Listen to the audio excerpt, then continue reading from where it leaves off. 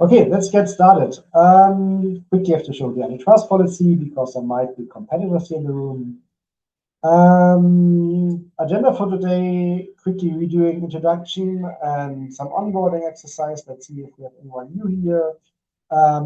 Status update on EVerest, and we're working on a manifest or mission statement. I would love to get your opinion from the operator side.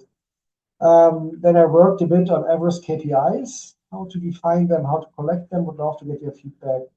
Last time worked on the EVerest tender templates a bit, and now I try to write something down way more detailed and would love to see your input. Then Pete isn't here today, but he sent Martin. They have questions about OCPP Upgrade pass, and then that's just the closing thing. Okay, quick introduction for those who are new here in the room. This is all around the EVerest open source project. This is the one stack to charge them all, how we typically call that.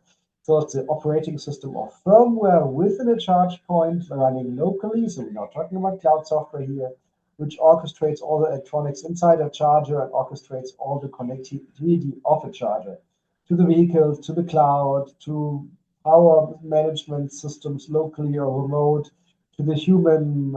It's open source, hosted by the Linux Foundation Energy, by a non-profit organization.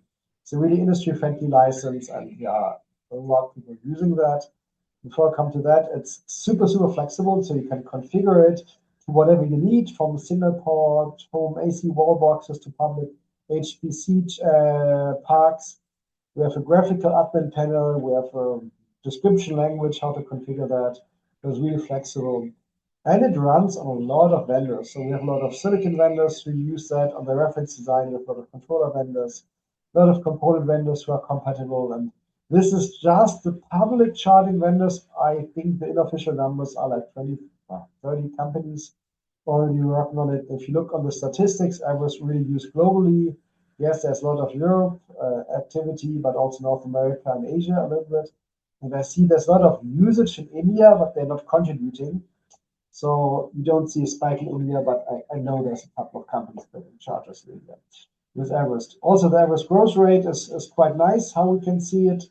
I think we'll end this year with 500,000 plus chargers. It's really global install base, coming closer and closer to be a big one here. We also, with the Linux Foundation, I think we are the most active open source project. So this is one of the shooting stars of the energy transition. So way beyond EV charging. They call us excellent, and we have more than 700 contributors in the statistics. So it's a lot of people working on this, and it's typically, you can track it by work hours. It's done in the working time, so it's professionals, it's not hobbyists. EVerest has a certain working organizational structure. We are technically under the Linux Foundation umbrella, which is under the Linux, which then has the Linux Foundation Energy, which then has different special interest groups, and within that we have EVerest, and the CPO Forum is here at the bottom, that's today. And the goal is just, please skip that slide. So the benefit is we are organizing not only the vendors in the EVerest community, but also the CPOs. That's why we're here today. So you can better help to steer the roadmap, define what this is all about, help us to steer the direction of things, ask for requirements, giving you input, and that's what we will have to do here in a minute. And what's new? We have a new landing page where we have meeting calendar, we have all the archived recordings, all the archived slides, we have a mailing list there. Scan the QR code or go on lfnd.org/EVerest CPO Forum. Yeah, we also put a mission statement there, what this is about, and all the different resources are here at the bottom. Okay. Next slide will be on EVerest status update. To make this really quick, what happened the last weeks? We're way more done with the monorepo consolidation, so the structure is now really polished, which makes it easier to write code, easier to code, easier to archive, easier to define the version number. Has so many benefits. And we started in a way that you can better slice and dice and reuse different subcomponents. This is still possible, but just checking out a subfolder, but this monorepo, yeah, is the way to go. We already did some maintenance releases on the last big release, so pushed back some bug fixes, some security patches. There was one really big testing enhancement on the basal build infrastructure. The cloud and car communication group working a lot on OCPP 1.6 to 2.x configuration key mapping. So basically upgrade paths for seamless upgrading one charger to another OCPP version. So settings stay the same ideally. Runtime switching of OCPP versions, and there's a lot of work going on OCPP 2.1, in particular around bidirectional charging and distributed energy resources. And on the car communication side, yeah, there's a lot of ongoing process to get the EV simulator migrated to the new code base. A couple of standards already in, but I think the Dash 2 is missing. The Dash 20 will show the new emulator for the car side. For the Dash 2, we're still using an old emulator from browser. I think there's also more work. So then we have a new governance structure for the open source community. We now have a chief architect, which is Pete, who can never make this slot here, so he will have to shift the CPO Forum to another day. He has worked in that role implicitly for a while, but now we decided to break out of that. And we are probably also getting something like a chief operating officer in the EVerest community. As far as I know, the LF Energy is hiring someone there, and then we would have, yeah, let's say even more or less 3 officials, plus the deciders in the board level. And we have a new mission statement. We'll show that in a second.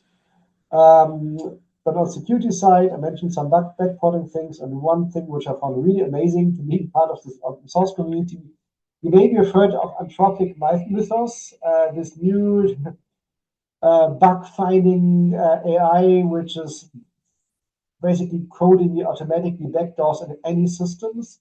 It's really scary what you can read in the news around it. And because it's so scary, Anthropic has not released it to the public, but gave, let's say, critical open source projects preview access. And we are on the short list of getting there because of EVerest. We'll let you know more when we're in. Exciting times. So, Manifest. Also here, there will be a whiteboard exercise about that. In a second, just open that up in parallel. So why we want to have a manifest or mission statement. This is not final, this is just a discussion template and also really, really short version. There have been a lot of pull requests where people argued like, yeah, but this is the standard, we have to stick to the standard. And then we said like, yeah, but if you stick too strict to the standard, you won't be able to charge a Tesla because they're not compliant either. So what do? And we have this discussion over and over and over again. So it would be good to just have a central place where we can point to some development principles of the EVerest project. And this manifest or mission statement should be that place. So the rules we are currently discussing is that real-world interoperability always beats standard compliance, but we leave the users the choice. So there will always be a feature toggle if we're not compliant to standard because we want to be compatible with a certain vehicle or whatever. Then it's a feature toggle, so you can choose, I don't know, Tesla or standard, things like that. It won't be called that way. It will be called like, I don't know, delay parameter. Then you can have the official in standard range, or maybe it's different. Yeah. One sec to charge them all. So the goal is really that we charge all compatible with all vehicles there, with all backends, with all, you name it, home energy management systems and whatever it is. We want to be the base layer of EV charging, so outwards, so let's say towards vehicles, as I said, inwards, through the components, power supplies, power meters, and everything in between. It's also the logic connecting that. Should be modular and configurable, obviously, otherwise you can't manage that. We're pointing out safety and security, so being really safety and security complete by default, but it's also modular, so you can bypass things if you really, really want to do that on a desk version. But then this has to be happen really explicitly, and it should be visible to the people. This is like a, normally we say Drahtseilakt, so it's really a balancing act here. If you make that optional, but sometimes for lab desk or developer setups, you need that. So It should be possible, but it should not be the default. Testability is a feature, not a burden, so we really try to make it as testable as possible. Yeah, and we having an open governance structure, so decisions are made in the public, as we do here today. This is not a real decision forum, but it's a really, really crucial influencer forum. Also laying out what EVerest is not. So we're not a CPMS, we're not a standardization body, we're not Chan, we're not OCA, we don't want to compete with those folks, but we want to circle learning back to those standardization bodies and being a playground or a sandbox for their new standardization ideas. So this is what we thought, how we can describe things. If you have more input, please let us know in next Hydra. If not, also fine if you like this. But also if you like it, happy to get your input on that. Next section would be around KPIs. That is something really close to our heart. It will be a lot of work to execute this. But we have to make a step forward here. So, why does EVerest need its own KPI definition? So, in principle, there's a lot of KPI definitions out there. So, or let's say KPI requirements and definition, unfortunately. For example, in UK, you have to be 99% uptime. Navi funding says 97%. AFIR, the national tenders are somewhere between 97, 98%. But then you also see like, yeah, the network's reporting such a high uptime, but if you then do a study, you find significant lower success rate. So maybe that number is not telling something it should tell. And we always getting asked like, how good is EVerest? And we can't tell because we're not an operator. You are operator, we're not a vendor, others are vendors.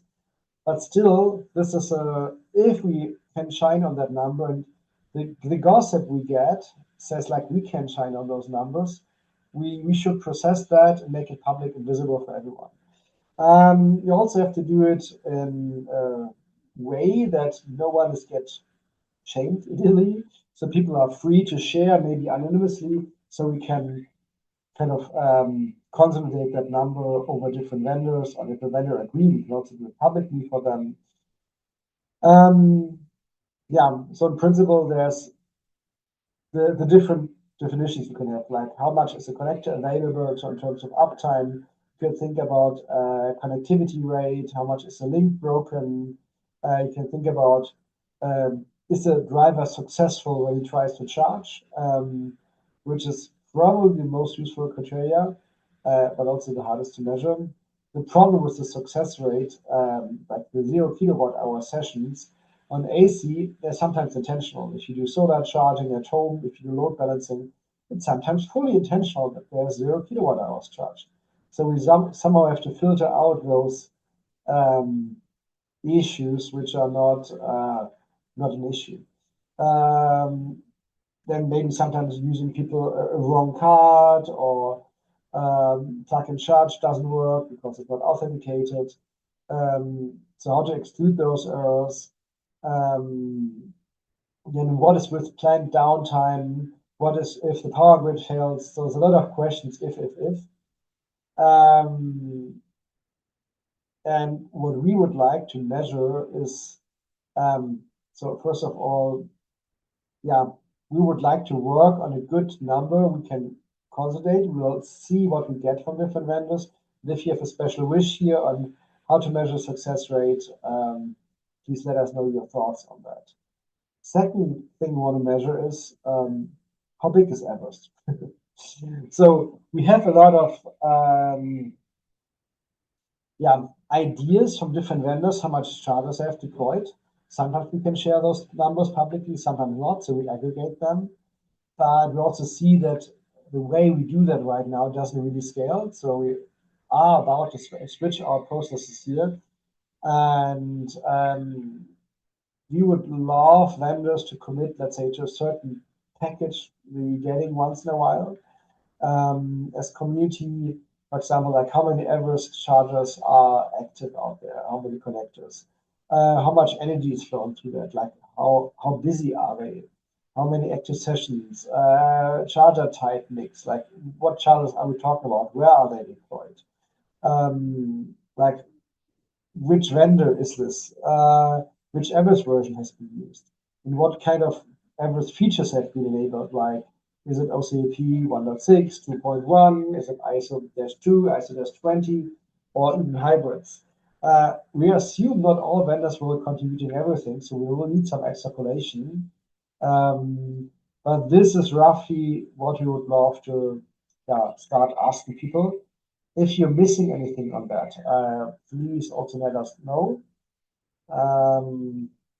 Yeah, how we would love to collect that. So basically, there will be kind of either a slim reporting mechanism where you just give some number of some rough numbers out there, and there might be detailed reporting where you can, I don't know, add session logs and tell us something went good or bad. Maybe vendors aggregate those data themselves. Maybe they aggregate them via a partner. The Linux Foundation is just acting on those aggregation data and aggregating them once more. So the idea is either vendors do the sampling initially themselves or we look for a partner, and then we can bring that into fleet scale pipeline, like how big is our fleet. We can extract reliability data out of the EVerest community. The incentive would be CPOs like to buy reliable chargers. So if there's the saying in German, do good things and talk about it. So if people can shine with those data, they can sell more units. And I think what I heard, there is something to shine here. So we hope we get many people in. Yeah, and we would also like to make this kind of mandatory for kind of an EVerest certification program. Come to that in the next section.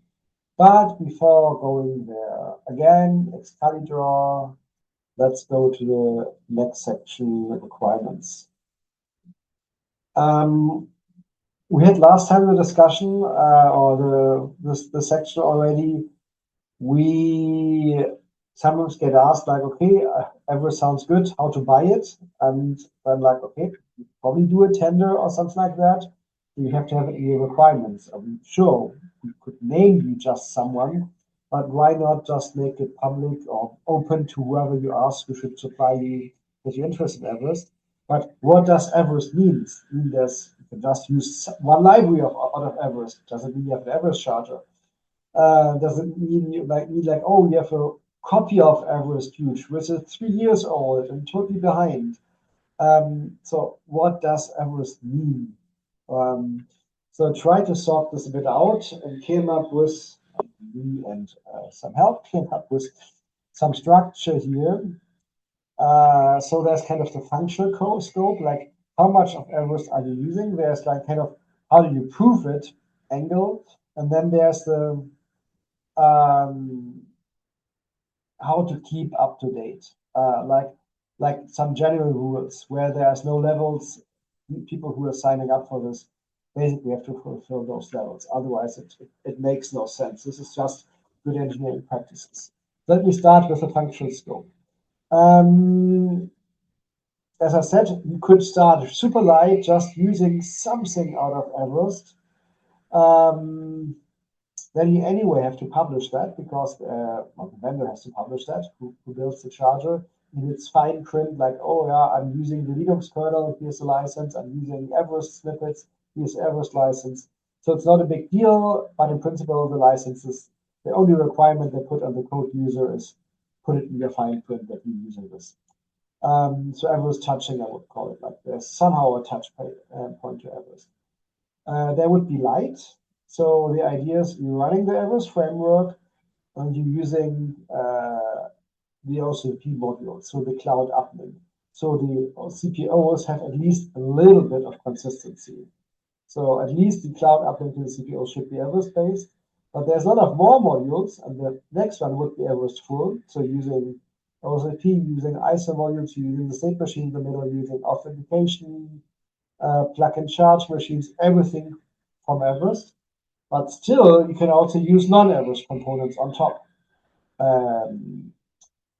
That would be full. And if you're just using only EVerest and nothing but EVerest, and basically, yeah, okay, Linux system underneath, but actually you're going with a full open source charger.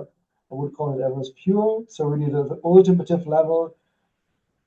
The benefit for Pure, I come to that in a second, is, let's say it now, this makes it recoverable. So if a vendor goes bankrupt or goes belly up, and you have a pure open source system, you could actually recover that and keep it operational even with the vendor around. So there is a reason why 4 makes sense, even vendors might not like it. So how to assure that you really do what you do? Either vendor could self-declare. I skipped B, like there's a self-running proving mechanism that would be quite some development work. Let's ignore that.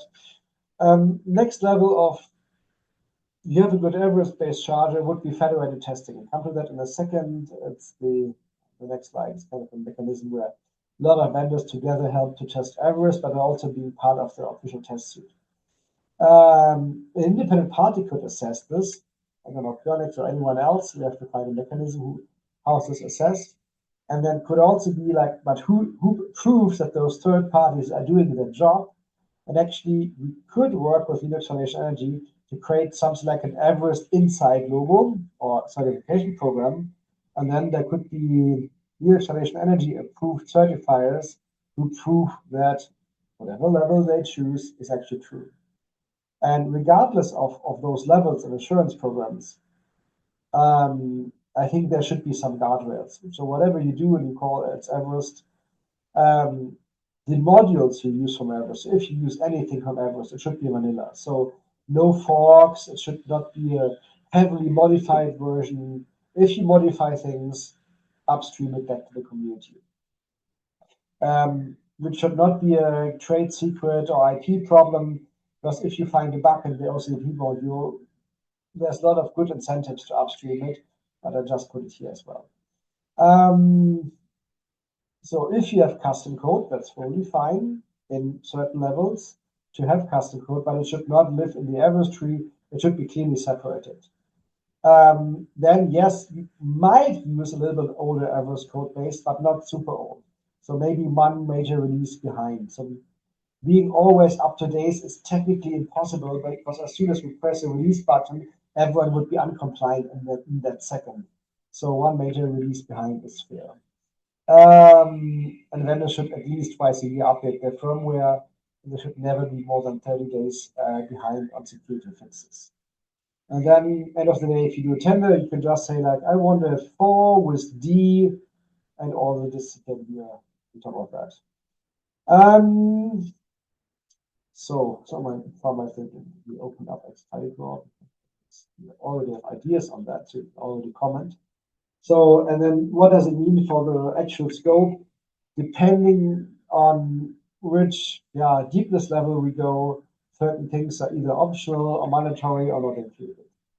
I leave that as a read deck. Basically, you can see here pure everything is EVerest. On touching, maybe something, at least one. On light, you go with OCPP, and on full, you go with the internal things, but hardware drivers might be private. Energy management might be private, and HMI, CPU interface might be private. Only on pure, you're going all in. So I promised you to talk about this continuous proof that things are still working as they should. And we have something we call federated testing. Because if you just test it once, product shifts, the certification becomes basically meaningless within weeks or months. I mean, that's why we have plug fest, that's why we have festivals from China, from OCA. They have a reason why they happen. But there's also something we're doing, and that's whenever EVerest changes, we will get a voluntary set of vendors. Everyone can sign up for it. It will be free. And say, like, okay, give me a trigger whenever EVerest changed. I will test it through and will report back my tech findings. And EVerest is too big for us that every potential option can be pre-tested. It's a bit like when you go for big compiler suites, even the GCC or the LLVM compilers are so big they can't test everything if the compiler is correct. what they do is like, okay, they're testing for certain target platforms. Like every silicon vendor is signing up, like, I'm testing your compiler for my Intel blah, blah, blah CPU. And then together with all those volunteers, they're getting really, really good test coverage. They're getting the relevant test coverage because they're testing what really matters. We want to do the same here.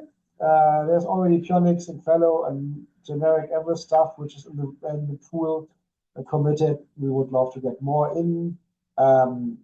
People should commit that they do at least some reasonable testing internally, and they're actively helping on fixing things. So this should not block EVerest releases forever, but at least for a while, we will listen to those. How we would love to implement that, the self-declaration template for EVerest, I think that's something we can get rather quickly. We can translate that over time. It can become a checklist for auditors over time. Self-confirmation, let's skip that. No good idea how to implement this. Federated testing, we would love to get it in here. In the EVerest community, we're now looking for the first companies joining this. We hope we have something in the course of this year, and then by next year we can start to make it mandatory. And having independent assessment, third party of signed over LF Energy, we can start with some pioneering this year. If someone want to get a good opinion on the charging vendor, if they have pure EVerest or proper EVerest, let me know. We'll think about drafting next year a certification program really, and then get it into the installation later on. I think this is a bigger thing. We have to find time and budget for that. So, but still, you can already start demanding EVerest, and we try to write here some snippets how you could ask for EVerest. You can mix and match those snippets, like minimum requirement. It should be EVerest stack. It should have a certain discipline on quality. We want the maximum level would be, I would try to prevent that I ever get stranded assets. You can ask for going all in, only accepting open source chargers. And please give me the signing keys for the firmware updates so I can also push firmware updates on my own afterwards. The firmware update signing keys won't be public, won't be only handed out to CPOs. That would be a maximum level, and it would be up to the buyers to decide if they really want to go that, but it has a benefit.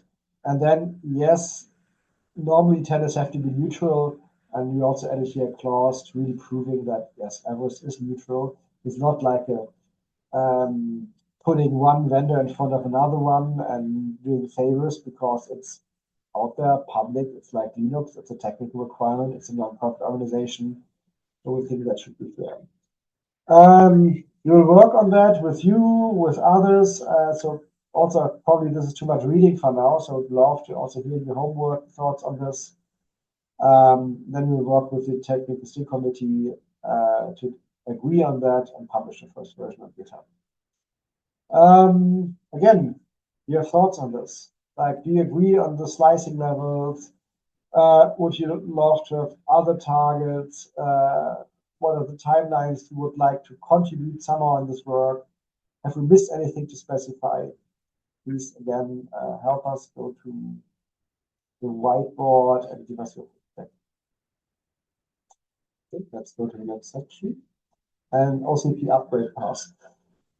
Martin, you want to present that yourself? That's why you're here. Yeah, I can take it from here.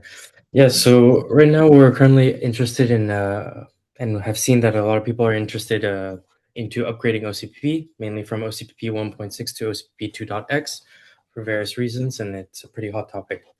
And basically what we wanted to do here is see if you could share your experiences and mainly, or maybe not your experiences, since I don't know if many of you have already done this migration, but some of the expectations that you might have for this migration.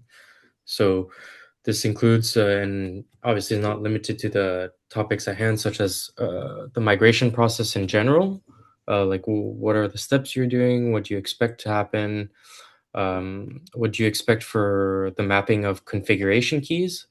And I think a good example is what's shown here. For example, in 1.6, there's a specific configuration called connection timeout. and it maps to the transaction or the TX controller EV connection timeout in OCPP 2.x. So we were wondering, do you expect those to be basically in sync? Make sure that when you migrate, those values stay the same, etc. Or is it fine if they go to a new default based on the new version? What do you expect as well for things such as like the smart charging profiles? As of right now, we are not planning of migrating them from 1.6 to 2.x whenever you migrate from one version to the other, due to some of the differences in the profiles. Same thing for the authorization list or the authorization cache. We expect there to be some sort of commissioning whenever you migrate to the completely new OCPP 2.x version. So yeah, we would really love your input on those topics because we're making a lot of assumptions, but it would be nice to be able to back them up with some of the field experience or field needs per se. And I think the final two topics we would want to know is migration of the operation state. If currently we think it's something we should do, but we would love to have confirmation of that. And this is mainly, for example, if you're migrating from 1.6 to 2.x, and you decide to put all of your connectors or your EVSEs offline for the migration, should they stay offline once you connect again to 2.x, or should they just be available straight away?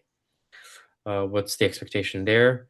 And the final point is fallback and recovery. If you aren't able to migrate to 2.x, what's the expectation? Is this something that should be in EVerest, or is this something even more particular to keep on the kind of higher level application business level where, for example, you can decide on a CPO or charger vendor basis, is the migration complete once you connect to a 2.x CSMS, or is it even if you're able to just, for example, boot up with the new version, or many things like that? And so we wanted to see, what are the expectations? What would you like to see as kind of the best practices and things like that for when all of these migrations happen? Feel free to open your mic and discuss with me now, or put your ideas on the board and we can discuss them later, whichever you prefer. I mean, I can kind of share how we're going about that.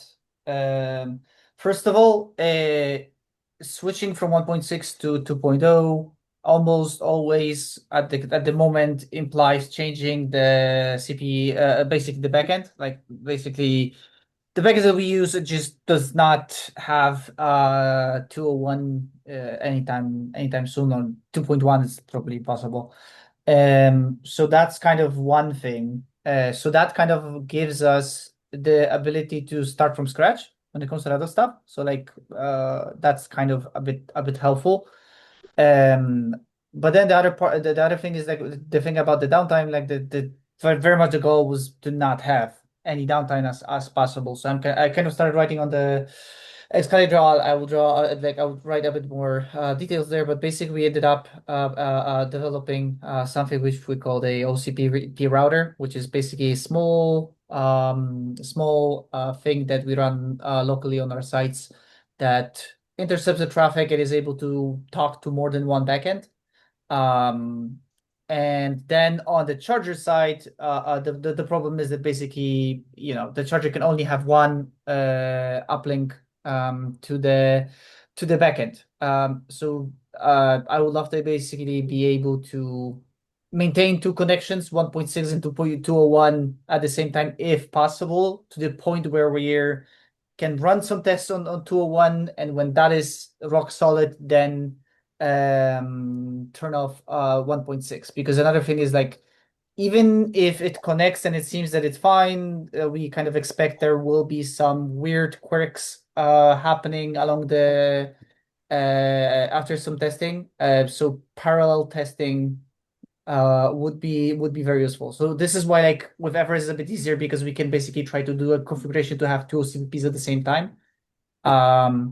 But that's kind of the way as we're going about it. I think we also really wondered when you said like there's only one OCP uplink. I think it's not perfect yet, but EVerest is getting more and more towards the direction that there might be multiple OCP uplinks possible. So just extending the question here a bit and hijacking Martin's question. So do you have any thoughts on that or any wishes also in that direction? Please put it down. Yeah, I mean, honestly, the kind of ability to migrate to the new backend gave us this nice thing where one of the backends actually the production backend went down. We actually had backup, so that was like, oh, that's very lucky that we were able to still kind of work in partial capacity. I mean, the problem is the whole protocol isn't really made for that. Like it doesn't have that idea of multiple backends. So we are, I don't know if hacking, but we're definitely doing some additional logic. It's not basically just passing messages. It kind of has to understand that, oh, this message came from this backend, so the reply to this message probably should go to the same backend. So it's possible, but I'm assuming there might be some. It's so unstandard that I kind of I'm fine with it because we're doing it internally. So if something goes wrong, we can fix it. But doing it on a Everest level, that'll be prone to problems, I would say. But I would say we can start conversation with the Potential Alliance to like, hey, it needs to be in OCPP 2.2 or whatever. Like it should be kind of a native native thing. Yeah. I mean, in principle, you can also run your local the OCPP proxy locally within EVerest, within that same machine. So it's a Linux machine that can run an OCPP proxy. That's what we're doing. When what we also, I mean, I think what we're currently developing for one big vendor is they have kind of a major and a minor OCP connection, if I got it right. And the minor one just gets a copy of every package. So it's a silent observer. Yeah, then it's very straightforward to just copy it, assuming that it's not going to be doing stuff. In our cases, yeah, it's a bit tricky because they effectively have two different backends with different MSP connections. So you will have sessions coming from different locations. Yeah, you want meter values going to the right backend and this type of this type of things, right? Because some of the backends get very iffy when you start sending them messages they didn't ask for. Yeah, makes sense. Yeah, thank you. Anyone else want to share something on this? I think just to follow up on this like dual OCPP connection, as of right now in the networking task group at OCA, there is this topic on the table, but kind of as Marco said, it's more of a primary and secondary type of connection. And we could start a discussion with the OCA with having multiple like primary CSMS backends. But I highly doubt that they would allow this for OCPP 2.x. Is that like the use case here is also interesting. You can also but yeah. You can also even define it on EVerest level, like, okay, try to connect via OCP 1.6 to server A, and if you fail for a while, then try to connect to another primary server with another protocol. So the use case here doesn't even require that both are connected. It's more like a redundancy. Yes, that would be very useful. That would be like maybe this is not that useful for migrations, but for the general reliability, being able to send basically we already have it with network connections, right? Like all the charge points allow you to have some profiles to have Wi-Fi, LTE, whatever, and be able to downgrade connections. So at least that would be also definitely a good step up. I mean we're running basically two at the same time, hoping they're not going to be colliding. Yeah. Okay, thanks. Anyone else?